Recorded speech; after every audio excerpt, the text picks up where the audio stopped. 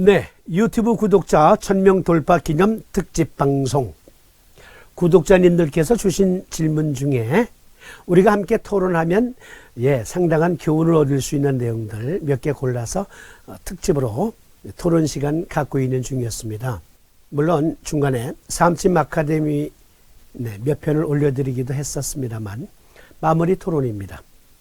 그리고 지난번에는 백반증이라고 하는 정말 난해한 병증, 그것을 설명드리자니 내용이 좀 방대한 내용이라 심화 과정 채널을 통해서 말씀드렸고, 오늘은 질문 주신 분이 반드시 이것은 초심자가 알아야 되는 사항입니다 라는 강조의 뜻이 숨어 있는 걸 제가 발견했습니다. 그래서 자성요법 TV를 통해서 함께 토론해 봅니다. 초심자 여러분들 특히 주목해서 봐주세요. 아토피 토론 먼저 하려고 했는데 이거 먼저 합니다.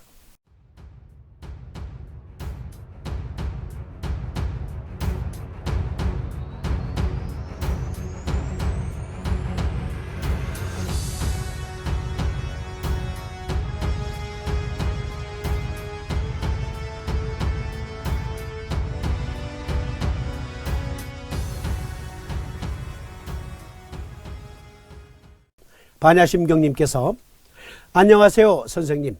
선생님의 영상을 통해 많이 배우고 있는 초심자입니다. 한 가지 질문이 있습니다. 예를 들면 어떤 사람이 간호와 비호가 동시에 나타날 때 비정격을 놓는 경우 대도는 빼야 하는지요? 폐정격을 놓을 때도 심허증이 동시에 나타나는 경우 소부효를 빼야 하는지요? 배움이 부족하여 어리석은 질문을 드려 죄송합니다. 이게 무슨 내용이냐면요, 간허인 상태는 간정격을 놓습니다. 비허일 때는 비정격을 놓고요, 폐허일 때는 폐정격을, 심허일 때는 심정격을 놓습니다. 반대로 간실은 간승격을, 비실은 비승격을, 그리고 폐실은 폐승격을, 심실 역시 심승격을 씁니다. 그런데 여기 이 질문은 간허증임이 확인이 되어서 간정격을 놓으려고 보니 비허증도 있네. 그래서 비정격도 놓으려고 해요. 그런데 간정격에서는 음곡과 곡촌을 보하고 그리고 중봉과 경고를 사하죠. 그러니까 간정격을 놓을 때는 비경에서 취하는 경혈이 하나도 없어요. 그런데 비정격을 놓으려고 하니까 달라져요.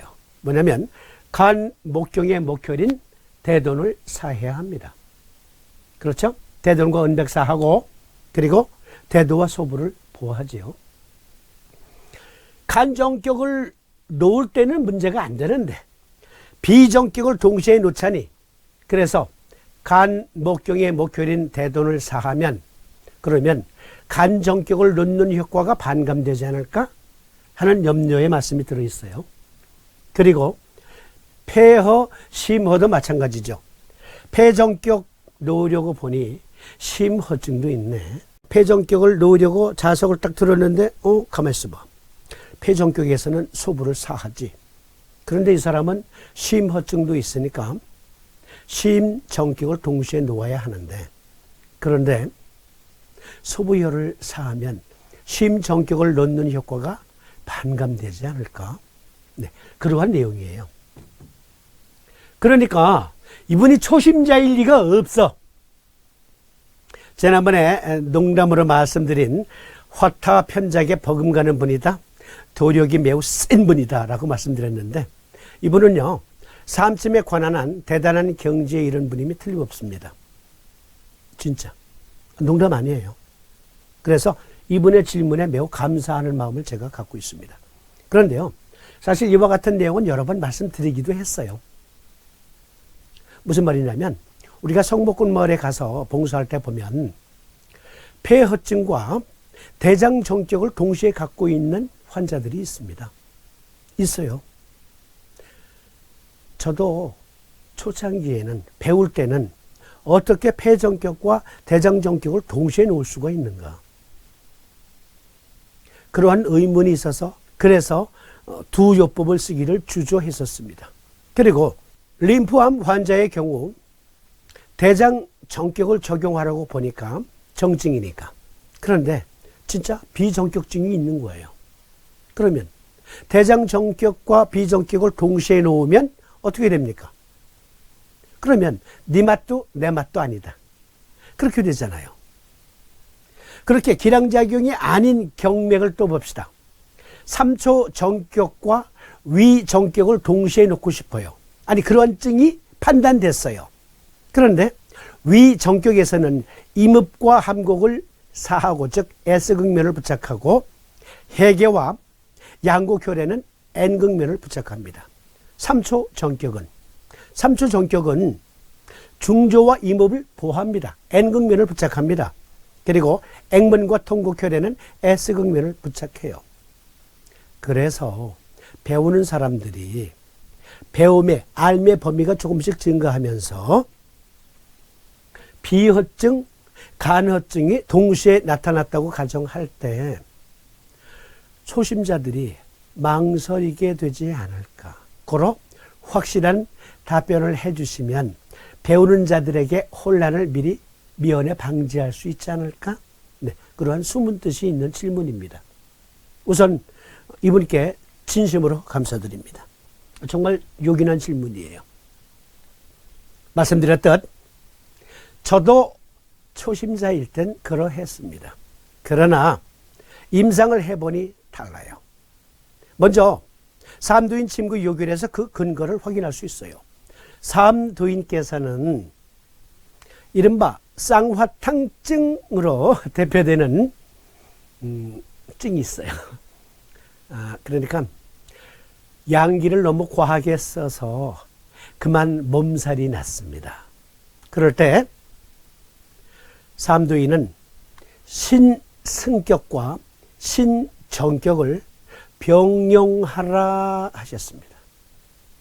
그러면 신승격을 놓을 때에 나타나는 현상은 그 현상대로 발휘되고 신정격을 놓을 때 나타나는 메커니즘 그것은 그대로 구현이 되어서 또 인체를 이롭게 합니다.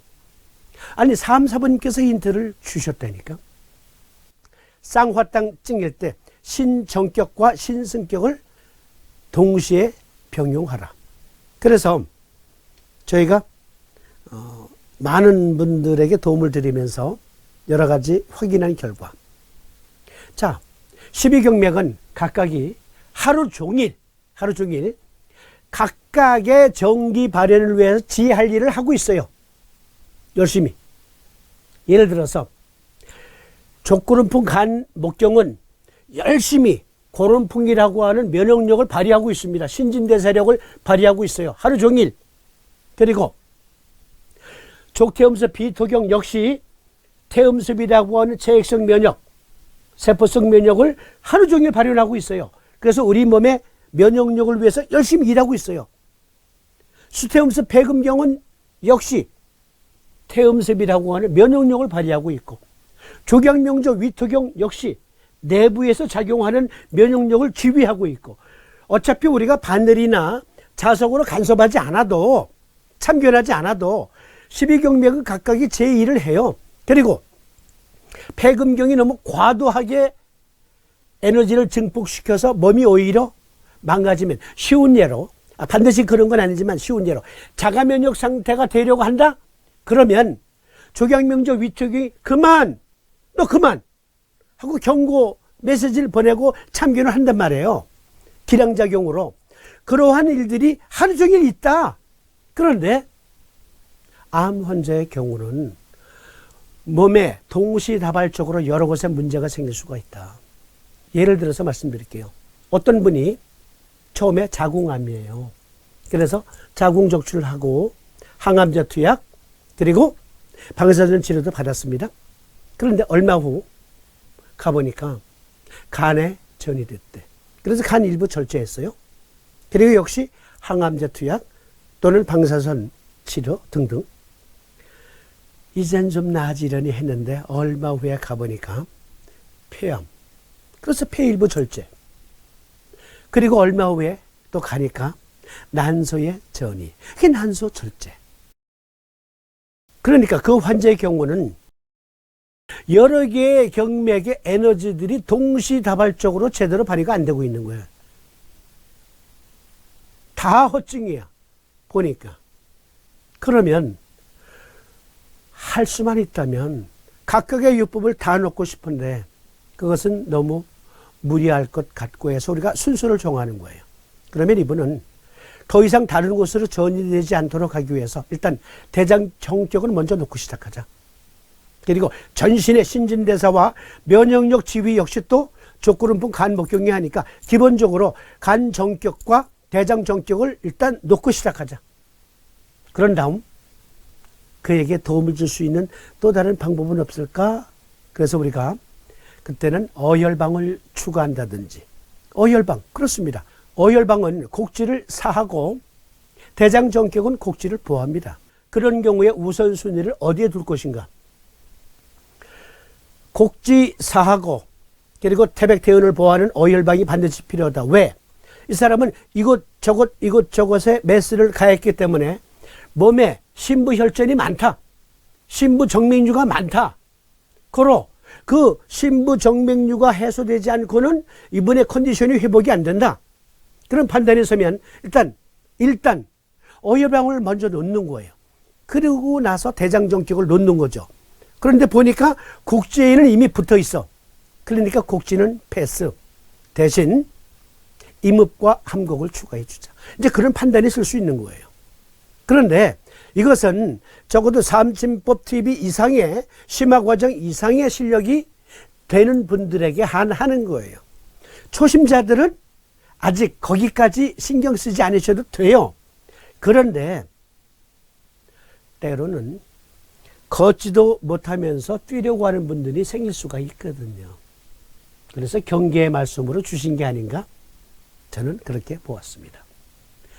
농담으로 이분은 화타 편작의 버금가는 아주 도력이 센 분이다 했지만 그런데 여기에서 이분이 주시려고 했던 또 하나의 교훈이 숨어 있음을 봤습니다. 많은 전문 삼침쟁이들이 삼침쟁이 전문의들이 오류를 범할 수도 있는데 초심자는 오죽하겠습니까? 뭐냐면 간허, 비허 등등에 대한 이해력 부족입니다. 그래서 원칙적인 교과서적인 생각을 하지 않고 자꾸 겉돌려고 하는 사람이 있을 수 있다. 예를 들자면 이런 경우